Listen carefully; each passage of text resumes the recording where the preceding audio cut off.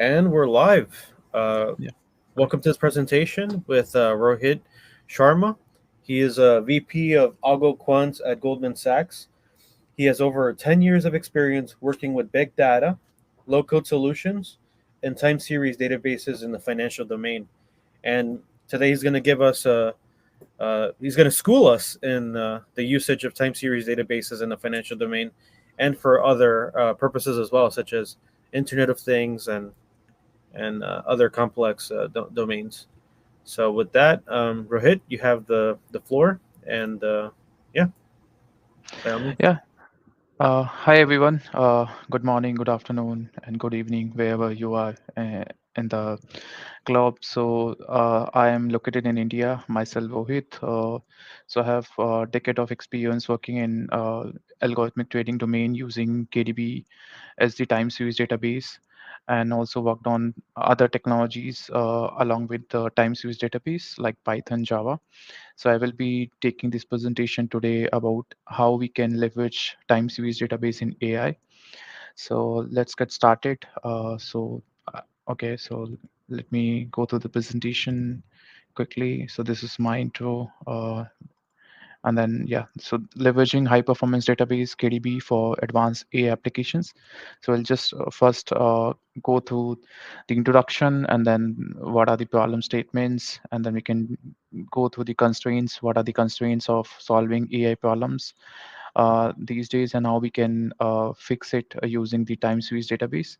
And then there are some key considerations while deciding the time series database, and then we'll quickly go through what is KDB plus and the high level architecture to explain what how it is different than other time series databases available in market, and then quickly few of the key takeaways, what the future look like for time series database, and then we can conclude the session. So yeah, let me start with the introduction quickly.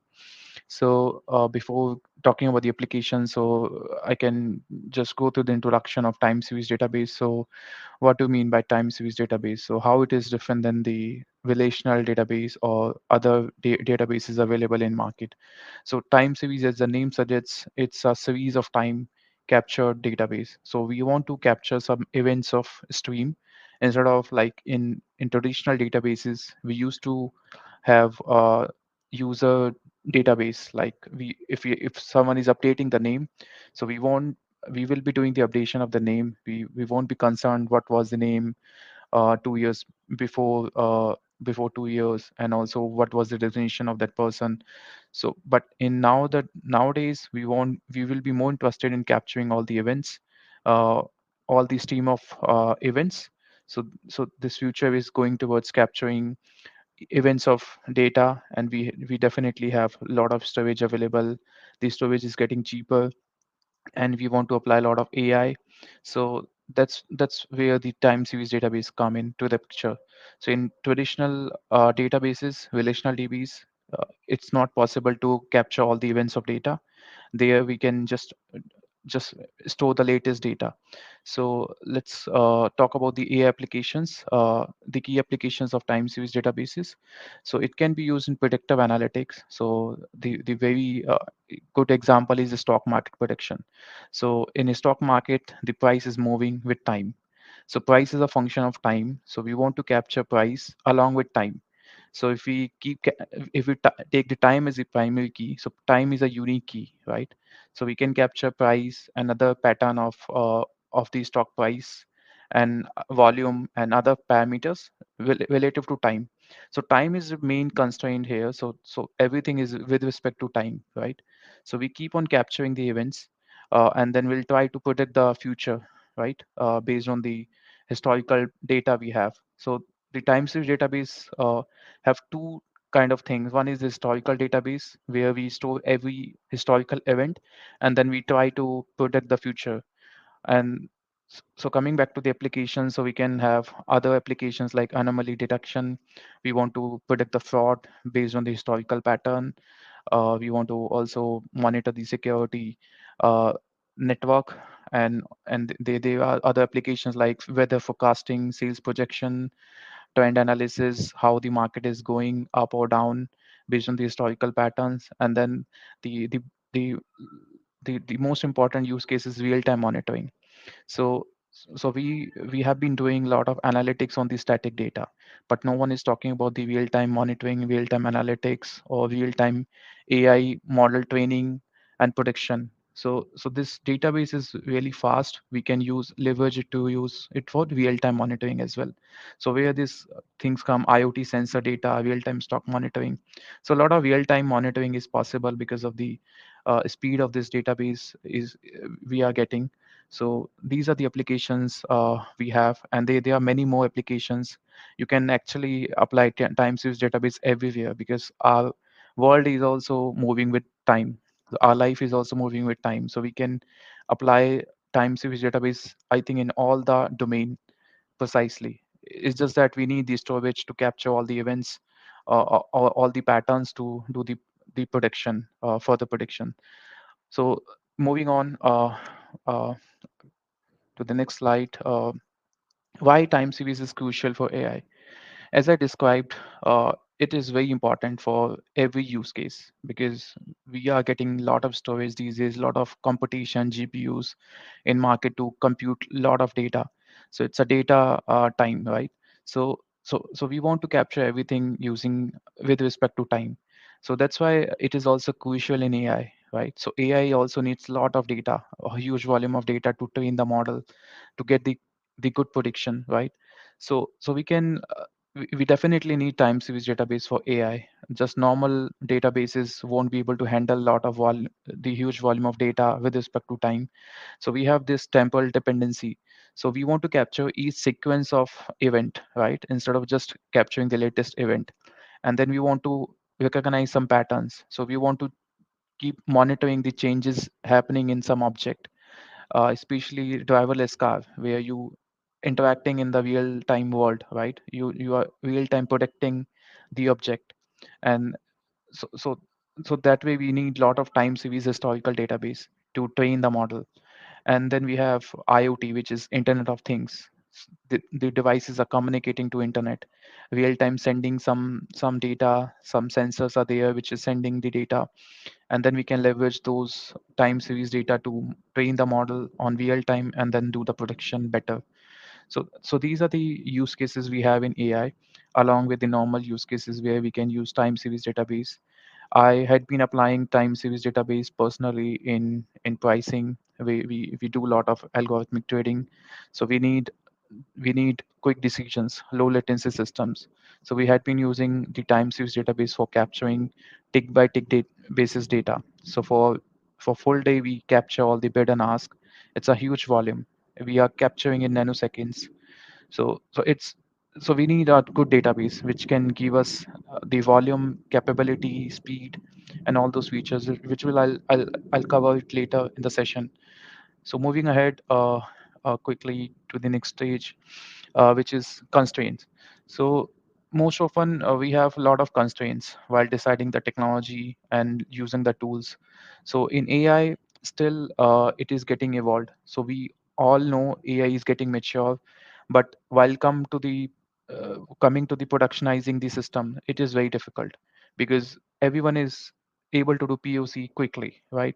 Because of less volume of data. For doing personal project is very easy, but while come to productionizing system, training the model with huge volume, pre-processing of data, cleaning the data, so all those challenges are real challenges we all are facing. So so, so we all know we can use some models available in. We have a lot of AI models which we can huge easily, but training data model with huge volume of data is a challenge. So we'll quickly go through these technical constraints, which is data volume. So data volume is getting increased everywhere, so we all are consuming data, we all are creating the data. So data volume is also one challenge. Like storing it at one place is a very big challenge, and also taking care of the consistency of data availability and these principle. So we want some solution where we can store all the data in a consistent manner with having a good accuracy of data. And then we'll talk about the velocity. So we also want speed, right? What's the use of storing huge volume of data if we are not able to access it with a good speed, right? So these are the challenges. We'll talk about storage, retrieval efficiency, computational limitations, latency, and also business constraint like cost consideration, right? For business perspective, they also look for the cost, what tool is cheaper for them, what is good for them, like data privacy issues and scalable. These are the constraints they look for from the business perspective. So these are the constraints we have, and there are many more which I cannot cover in this uh, session, but definitely there are many. So moving ahead, key considerations: selection of time series database. So why KDB? So definitely there are many databases available in market. Along with KDB, we have InfluxDB, TickDB, and there are many more. But definitely this KDB Plus is there for in market for last 20 years, and it has been used by almost all the investment banks. uh, Goldman, Morgan Stanley, Bank of America, Barclays, all big banks, JP Morgan, all big banks are using KDB Plus for their core algo trading platform because of the speed it gets and the volume it can handle. So in Goldman, we are capturing 500 TBs of data per day using the KDB Plus as a platform. It's just equity data I'm talking about. It's a binary equity compressed data. It is 500 TB per day. So this is very good tool to use as compared to other databases, and it also has the programming language with it, which will help you to write code closer to your database instead of loading into the Python objects and other things that will slow down the the performance. So that I'll cover later in the slides, but yeah, just giving you the go through, and then we can talk about the data quality and pre-processing needs.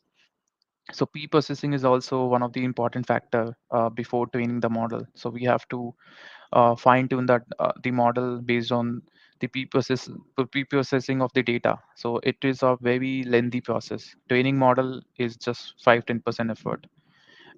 The main effort goes into pre-processing of the data quality checks. We cannot train the model with garbage data, right? Garbage in, garbage out. So we have to be very careful uh, what we are training the data. And then we can also discuss about the model accuracy, performance requirements. So all these factors are to be considered while designing any system, right? So any model we can choose, but we have to be sure whether it is giving prediction with the good rate or not, and then also what resources it's taking, memory and the computation, CPU. So all these decisions we have to be very careful while building any system. So moving ahead with more of KDB introduction. So as we discussed, we can use any database, but here I'm considering KDB because it's world's fastest database compared to other databases, and it has been very popular in financial domain. So we can leverage this database for other domain as well, like manufacturing, pharmaceutical, and many domains along with financial. It's really popular in financial world, but definitely yeah, we can leverage it at other places as well. As mentioned, it's high performance column oriented time series database developed by KX systems. It is column based. So this database is very different than the traditional database in the approach. So here we don't store each row at one place, we store each column, because the pattern is everything is time series. So we are capturing everything with respect to time. So price column, volume, and other factors which is moving with respect to time. So there is no correlation between volume and price. Definitely there is, but in database context, we want to store price at different location, volume at different location, so we can split the database based on column. So that's why we call it as column-oriented database. And there are many different things in KDB Q language, which is very different than other Python or Java traditional languages. It's a vector programming language, so it can work on list. You don't need to write loop here. It can operate on list directly. So these are the benefits this language have. We can write one liner code to do many big things. Like in Python, Java, you have to write 10, 20 lines of code to just achieve one small functionality. But in KDB, you can write one liner code. So it's really powerful and really concise in nature, and it can handle like nanoseconds precision of data, and it is very fast in taking RAM. Like it works on RAM basically. So in memory, data gets stored in RAM. So don't need no need to get persist data to disk in the intraday field. So when we are computing real time computation, everything happens on RAM. So this is the architecture of KDB plus. So we have data feed handlers. So as you can see in the left top side, data feed. So this is the feeders we are getting: live market data, live transaction data, or live IoT sensor data. Anything we can integrate this architecture with the feeders.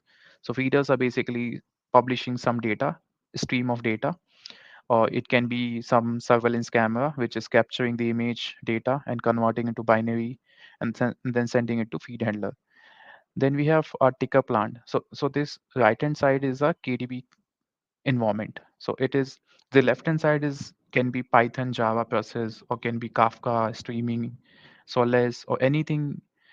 We can use any technology along with KDB. But in the right hand side, we have a KDB architecture where we have the ticker plant, which is the main controller of the architecture, which receives the data from upstream, and it processes and maintains a log file, and then just publishes to the further subscribers, which is real-time database or can be real-time subscribers.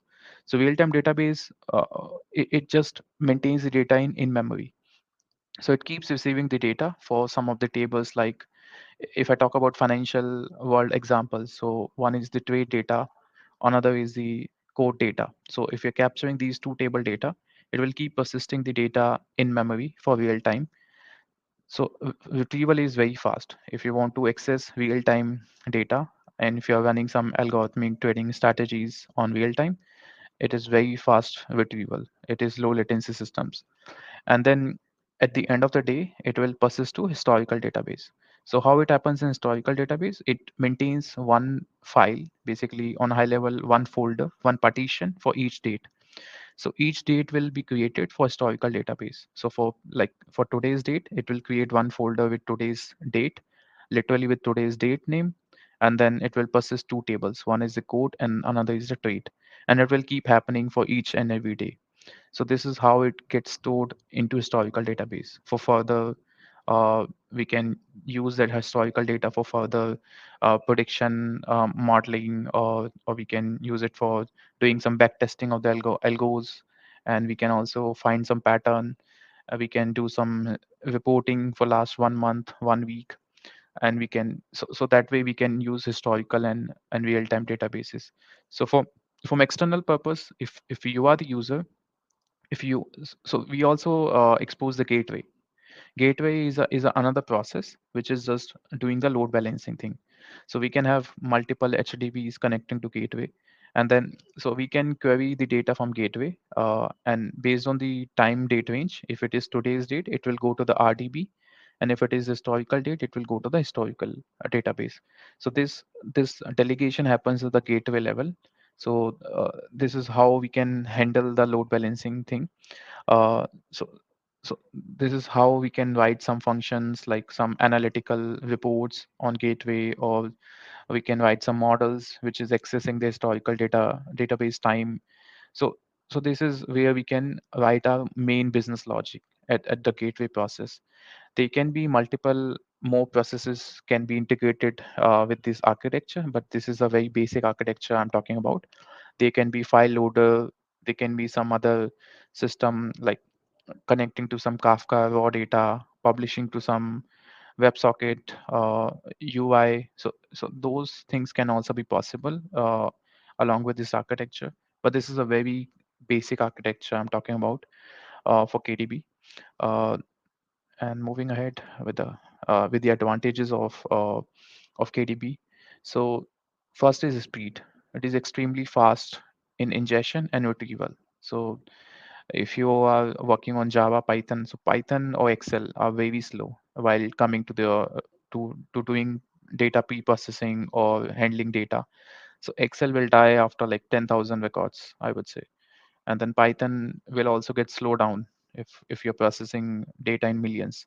But KDB, it can easily ingest data, millions of records quickly in like less than a second. So it can easily handle 10 million data. Like we have tables which contains 20 billion records, 20 million records, sorry. So we also have these kind of volume of data in, and we have like hundreds of tables stored in our system. So it is very fast. It is very fast in ingestion. It will do like zero latency. Where we can do microsecond latency level ingestion, and then it is scalable because it supports parallelism. So there is no multi-threading issues in this language. So it's single-threaded in manner, but it can have multi-threaded environment which is not controlled by the user. So it uses map reduce kind of algorithm where we can do a lot of parallel programming. So that's why it is very fast and scalable because it's a vector language. So multiple threads can parallelly work without any synchronization race condition issues. So these are the technology benefits we have using this technology. And then it has its own programming language. So in other relational DBs you have some SQL query which is not useful for doing a lot of complex logic. So you have to write some Java layer or Python function to load the database to the data structure and then apply some operations. But here you don't need to do that because you can write your code closer to your data. So you don't need to push uh, TBs of data from one location to another and then writing your Python function, Java function. But here you can just write your code closer to your data. So that is the advantage we are getting here. And there are some data compression techniques. We can compress the data, and it uses a normal Linux based file system. So it's not super fancy. We can also directly manipulate the Linux based file system, and it supports a lot of compression algorithms and a lot of other secure algorithms to secure the data. So these are the advantages. There are many advantages of this language. It's a functional language as well. So the world is moving towards functional paradigm. So we want to write functional programming languages more than the OOP languages. So this is also one of the benefit of functional language. Like you can achieve many things in just few liners of code, but you should be, and also it's multi-threaded. It's thread safe as well. So these are the benefits we'll get using this technology. So we'll quickly also talk about the future prospects of AI in time series database. So as I mentioned, the world is moving towards knowing each and every event. We want to capture all the events. Like personally talking about, we want to capture. We are taking pictures every other day. We want to capture each and every moment and each and every memories of our life. So we are definitely producing a lot of data. So we need lot of databases which can capture all these live streaming of data or a lot of events happening each and every day. So so, so we need a lot of more maturity in time series databases. I think the world is not uh, I think the AI engineers are still not focusing too much on time series databases because they are still in the POC stage. The full stage productionization of the AI system is yet to happen. So as we move ahead in future, we'll see a lot of scalability issues coming up with the existing AI projects. So definitely we need more robust frameworks for handling large volume of data. I think this then KDB will come into picture, and it is getting enhanced for handling more data in future, and also it supports parallel programming, and which is very useful because we get a lot of multi-threaded issues in other languages. So it's also very difficult to write multi-threaded code. So if the language gives you parallel programming benefit, it is always the best language, I would say. Uh, and yeah, moving ahead. Yeah, I think that's it for mine. Any questions, guys? Thank you, Rohit. Please connect with Rohit on LinkedIn if you have any questions. I'd be curious. Where do you begin with a brand new greenfield project? Say for agriculture or finance, it doesn't matter. Where do you begin to set up the parameters so then you can start to model, what information you want to track in real time? Yeah, definitely. So it depends on the domain we are targeting. So as you mentioned, agriculture. So we definitely need some sensors there installed, which is capturing the information we need for predicting something. So we have to define the features. What parameters are we considering, right? So we need right set of sensors, which is capturing the environment and the soil pH and other parameters, which is needed for creating the model, and then we'll load it to the real time as I described in the architecture. So we can connect to the real time database, and then we can keep ingesting real time, like doing the pre-processing, filling up the data which is not there, and also if there are some error in the data, so we have to clean up all those things and then train the model. So yeah, I think the procedure is same, I think, irrespective of the domain. So we can apply the financial knowledge in other domains. Financial world is more mature than other domain, unfortunately, because yeah, we all know trading is yeah. Uh, And then how do you apply? You said once you feed and ingest the data and the model that you've already pre-specified, then you can train models based on the weight of the feature, right? right, right. Yeah, so loading the data and pre-processing is very easy, and then we have to run some models, which is not yet there in KDB yet. So we can use embed py to connect to the Python framework. So we don't need to push the data to the model. Instead, we can just pull the library to KDB Vault, because data we have the data with us, the huge volume of data. So we don't need to push the entire data from one system to another system for training the model. Instead, we just pull the method, the function or library we want to call to our world, and then we'll just train the data, and then we can do the prediction, and then everything is set for us. Are there common obstacles that can be avoided, like any rule of thumbs when operating with these kinds of high volume databases? Yeah, I mean, there are many challenges. So in financial world, we take care of the accuracy and the consistency of data. That is a major concern I think everyone is facing. So how you trust the data? So what is the confidence level in your data? So how would you say this is 95% correct data, or it is 70% correct data? So it all depends on how we are capturing the data. What kind of errors we are getting while capturing the data. So I think the world wants more of a confidence in the data first of all before training the model. And then if you are sure like our data is 95% correct, then we can train the model, and then we can find out the accuracy of the model. If our data is not correct, or we are not confident about data, I think then we can't be confident about the model. So we have to also take care of the biasness in data. So I mean, those factors are also there. We have to be biased. We have to remove the bias, and we have to be fair. And all those parameters are there. We we cannot consider all the events equally likely. So those kind of complexity will add up in the model for Makes sense. unseen, yeah, unseen future events. Yeah, Makes sense. People rely on you to make decisions on how to deploy their capital, so it needs yeah. to be accurate.